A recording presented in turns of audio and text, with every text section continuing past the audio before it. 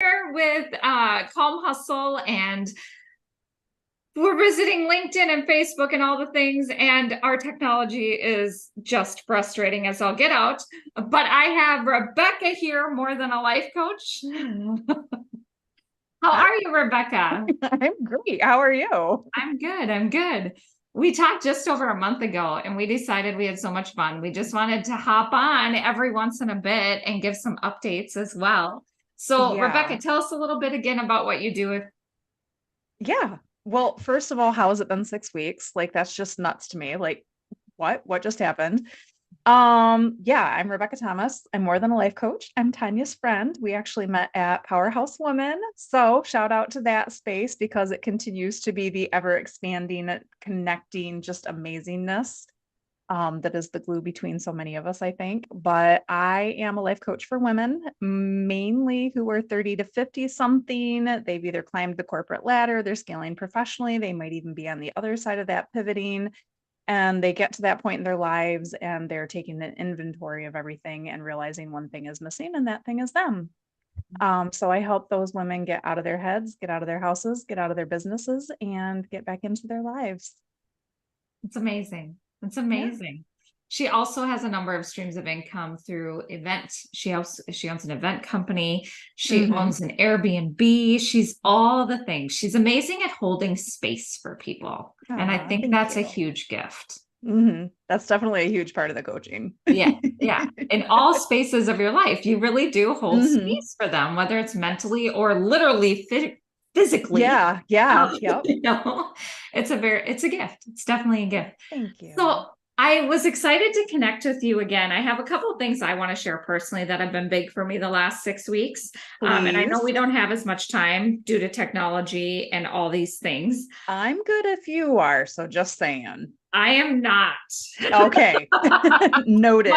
my life is chaos. I fly out again tomorrow to have Thanksgiving with my family. Aw. And Hmm. I'm so excited, but I feel like I have been physically in my home for like a day in the last month. It's Yeah. more than that, but it's good. But I wanted to hear about you. I know you were doing a number of podcasts. No, no, no, no. We're backing up because you said you wanted to share a couple of things. I did. I did. Oh, that was it? Oh, no, I'm going to come back to me, but I wanted to hear Okay, about some okay. I was like, podcasts. we don't glaze past the fun stuff. What are you talking about? I know you better than that. No, I'll definitely come back, but I got my couple of things, but I wanted to, I know where they are. I Okay. mean, Okay. Um, Podcasts. October, I set a goal of doing 30 podcasts in 30 days. I didn't hit 30, but that's okay because it was the best experience for so many reasons. It was very much like I had to, going back to that space piece, like I had to have a lot of space in my calendar and even in order to do that. So it helped me not only get a better perspective on how I'm using my time and how I'm connecting and navigating that, but also like what deserves my time and what traction that gets me, which is huge.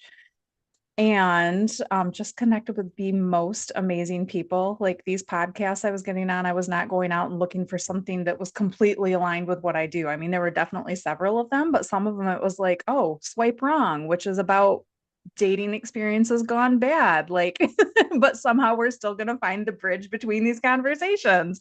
Or talking about my three favorite movies. And again, that having a piece that actually turned into a coaching element versus just a conversation, which I love conversation and connection anyway. But yeah, it was an incredible experience. Met a bunch of cool people. Also, like everywhere from, so one of the podcasters was in Australia, one was in Trinidad, um, several in the United States, Washington, D.C. to California, like just all different geographical locations, which is really fun too. So just that cross exposure of different communities feels really good. But yeah, just a fun time, fun conversation, and really an opportunity to nail my language too. Like just having yeah. those conversations and talking about very similar things over and over. Yeah, I feel really, I felt good about it before. Now I feel like really good about it, like really great about it. So I feel like I get a lot of messages lately for people wanting to more or less like manage getting people on podcasts as a way to Okay. build their businesses.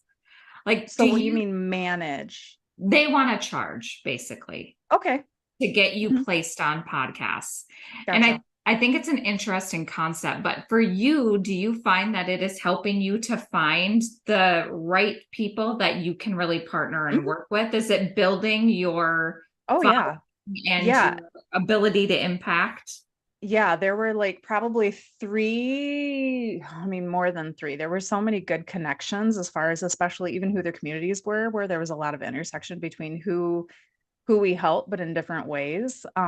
So yeah, definitely that was the case, but there were a couple in particular that I never would have known it existed. But then when we had the conversation and they told me that, because just because you have a name of a podcast doesn't mean that you automatically know what their community looks like. And the communities could not have been any more tailored to who I serve if I had built them myself, probably. So yeah, that was incredible.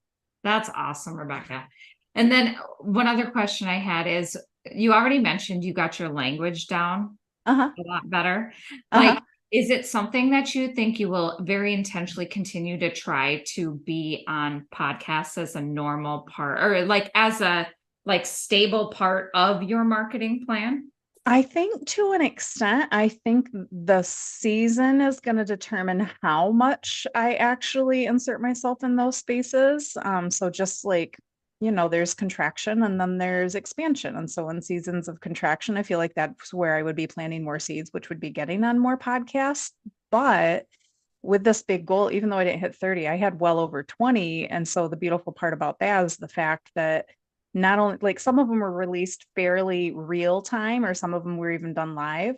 But other ones aren't going to be launched until January, February. So there's also this very natural evolution of time too, where it's not all feeding into my empire at the same time, but it's more trickling out. And I also could not have planned that better either, but would definitely love to revisit being on podcasts semi-consistently, just depending on the season. Yeah. Love it. I love it. Yeah, it's going to have a tail of impact. Uh-huh. Yeah, Uh-huh. it Yep. kind of like, yeah, I love it. I love it. Well, very cool. Very cool. Yeah. Well, I would love to share just a couple of the really impactful things that I've realized coming into this fourth quarter. It's Yeah. always like a huge time of reflection. And I got to go on a cruise that I had earned with a number of my business partners. And a number of them have worked with me for over 5 years, Okay. going on 6 years. And very, very, very part-time. And Mm-hmm. this was one of the first major big trips that there are 6 different of them that I'm specifically talking about. That was their first big thing. And Mm-hmm. their partners, husbands, spousal equivalents, whatever, got to attend with them. And I was like, what is the big difference between the people that quote unquote make it Mm-hmm. big financially with their entrepreneurial endeavor, those that don't, and those that, stick with it to eventually build something? And I think the biggest thing for me was this quote. It was, long-term consistency beats short-term intensity. Mm-hmm. And I see people all the time that talk a big talk and Mm-hmm. take huge action, but then they don't sustain it, Mm-hmm. and they And don't play out, run the entire play and really do right. the simple things long term. And one of the books that's completely plays to that is Atomic Habits, which I think I Oh, should read it. Yep. reread every year. So Yep. if you're going into your fourth quarter knowing you need 2024 to look differently, Mm-hmm. there are 2 books I think I would recommend as a business owner, everybody read once a year, and it's Atomic Mm-hmm. Habits. And then the other one, I don't know if I believe it needs to be reread, but I just started it and I'm loving it. Uh-huh. And I was listening to it on my walks, and it's called, it's by Darren Hardy, I think his name is. Just a second, let me grab it. And it's Compound Effect. Okay. And it's the same idea. It's the same Yeah. idea. It's that consistency over time. And all the people that long term lead these, what people perceive as amazing lives of success, it's Mm-hmm. because they were able to do these little things really, really well over time. And it's not that they did everything well. It was that they did 6 simple things. Most of the time it's move your body, keep the promises you make to yourself, intentionally continue to add business prospects to your life, whatever that looks like, whatever your business is. And intentionally tell your story to new people in whatever way that is. You and I have different businesses, but still, those are the same principles. It's such simple things, but most people get lazy on them over time. Lazy, and also just get so caught up in the mundane tasks that don't actually create any traction. Like, one of the things that I love to talk with people about, so I love you, Dad. You're a procrastinator. And so once upon a time, I was very much a procrastinator too. And when I was doing a lot of my personal development and self-growth, in the earlier stages, like, I recognized he was a procrastinator and how that showed up in my own behaviors. And I was listening to something at some point and heard the term ROI. I want to say it was Maston Kipp. I can almost guarantee it was. And so heard the term ROI, which we've all heard that term, but we always hear it as return on investment. Well, his way of putting it was return on implementation. Oh, right. And I heard that so early in not only my self-growth journey, but also my coaching journey, where it was like, if I am especially struggling to be a recovering procrastinator, what things am I actually doing that are moving the needle versus just doing something to do something, or just doing something like everybody else is doing it? Because even though, like, there's so many spaces, groups, information, courses, trainings, all the things out there right now, but so many people are still leaving, kind of what I was saying about my clients, one thing out of the equation, and that's them. Yeah. And so one of the things that I love doing implementing all these things you're going to learn. But also tailoring them to how you best show up and what your goals are and what success looks like to you, versus everybody chasing the same carrot. Like, we're not chasing the same carrot. Success looks like different for everybody. So our values are different, all of the things. And it continues to just boggle my mind how people don't qualify not only what does success look like to me, but also what is sustainable. Because as a coach, but also as an individual, like, foundational work, making shifts based on principle versus method is the long game. And so many people don't do that, and they just get caught up in redoing the same thing or doing what everybody else is doing, and burn out. It's not sustainable, don't know what to do next, get stuck in the comfort zone, like all of those things. Yeah. It's so true. It's so Yeah. true. But Yeah. it makes me sad sometimes. Because I see people that have more talent, more skill, but they just don't stick with something long enough. The actual income producing pieces of business. Yeah. And it's not that. I mean, it's the people that are willing to just do those, like you said, don't get wrapped up in the mundane, but at the same time, the income producing parts are probably mundane. Like, you being willing to go on 20 plus podcasts talking about, in many cases, the same things. Yeah. But me checking my email all day, every day, not helpful, not getting me traction. Like, are there some things that need to be? Yeah. I want to come back 1 second to procrastination. I found that most of the time procrastination, I'm a huge procrastinator. Still, in some cases I am. I like build in accountability for myself. Part of it is I have an assistant, like a virtual assistant. So I have to give her work, so I can't procrastinate some of the tasks. Right. But most of the time it's either I'm trying to be a perfectionist and it's unnecessary, or I don't have the patience. And so I procrastinate more. So sometimes I will, like, I'm one of the just in time people, because I don't like having space where I'm just waiting to fill a gap in time if I'm 15 minutes early. That even annoys me. So I will, like, procrastinate and do something else until I know I just need this amount of time to get it done. And then I'll do it right at the very end. How much of your time and energy is caught up in, like, all of that procrastination? I don't know. I've learned to manage it much better than I used to. Like, I never used to pack for a trip until an hour before we were leaving on the plane. Like I would leave literally, like I would get everything in my bags right before we got in the car. Like even if it But was an international trip. there's nothing inherently wrong with that. Except it leads to panic. And an I mean, if irritated it's husband. yeah, but if you know that about yourself and you're setting yourself up for that, yeah, that's totally on you. Exactly. Yeah. But Yeah. anyways, we're leaving tomorrow and I'm packing today. So Okay. we're moving ahead this But needle. baby steps, right? Baby steps and all the things. But anyways, so those are my big like going into fourth quarter. Like I'm very proud of a number of people in Yeah. my life that I have seen, including myself, Yeah. really cross through a level of growth this year of just embracing the system and actually Mm-hmm. doing the work Mm-hmm. that produces the results. Mm-hmm. Staying just slightly outside of the comfort zone to consistently Mm-hmm. do it every day, but not all or nothing in such a way that you completely burn out. Right.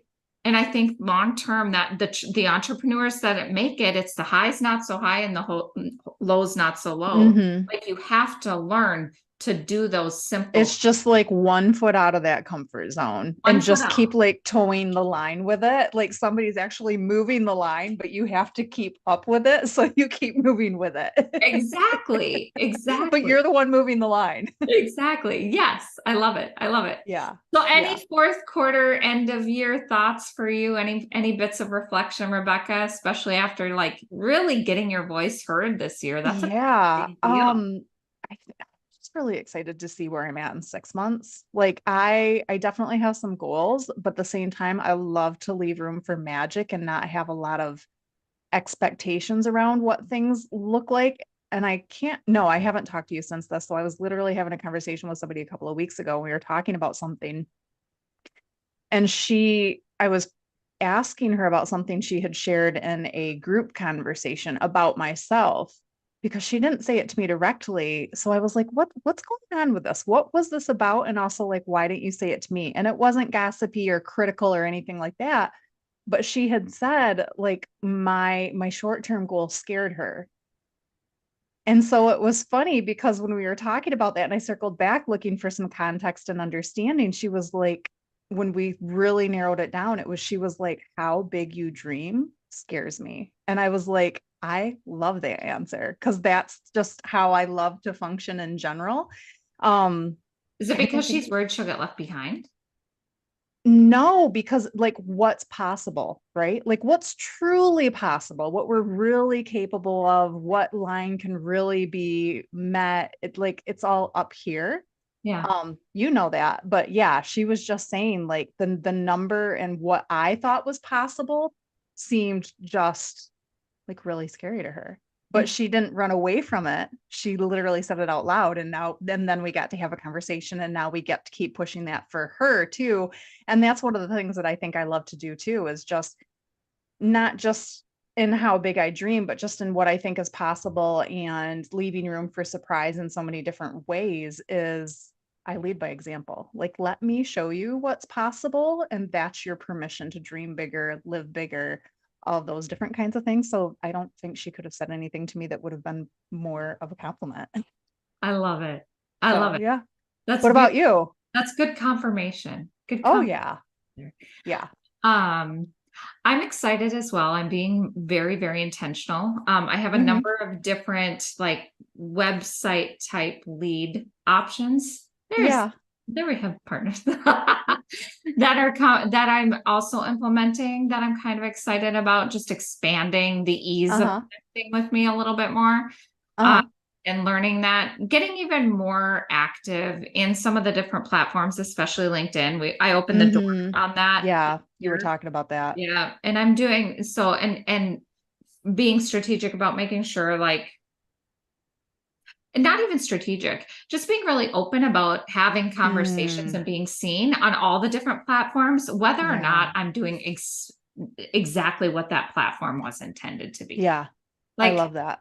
they will find me. And if Facebook doesn't especially love long form video like this Hmm. or Instagram or whatever, that's Hmm. okay. Here's what I'm doing. And if someone really wants to see me, I'm at least there to be seen, you Yeah. know?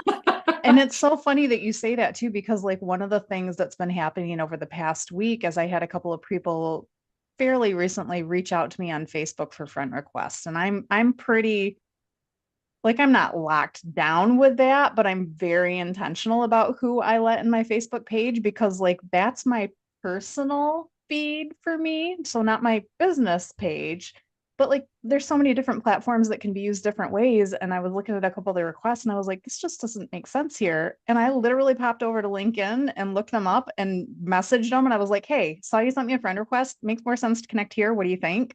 No expectations. And was completely met with like, oh, that'd be great. Like it's so funny because we can get so in our heads about like nobody told us when all of these things were built, when Facebook was built and when smartphones were built and all these things, they just kind of like let it out in the world to see what would happen to it. And Yeah. it naturally evolved into what it is. And now there's, more structure to it now.